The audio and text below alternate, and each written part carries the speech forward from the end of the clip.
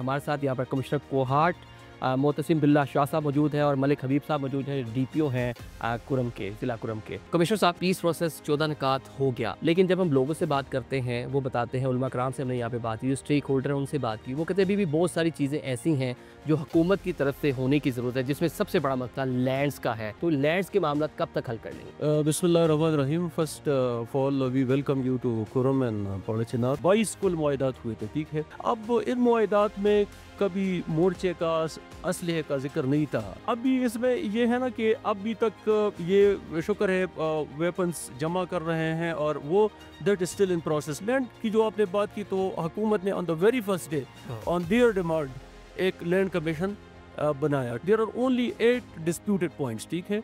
इन 8 disputed points पे commission इन मुश्किल हालात में भी काम करता रहा। हम मोर्चे भी मसबार करते रहे और लैंड पे भी काम करते रहे, ठीक है। जस्ट 1 ईयर बैक यहाँ पे हम जख्मियों को हिली में ले जा रहे थे, अद्वियात ला रहे थे, फूड ला रहे थे, मतलब एक एनवायरनमेंट बने। तो वो तो 8 डिस्प्यूट्स है, वो तो कोई मुश्किल काम है ही नहीं।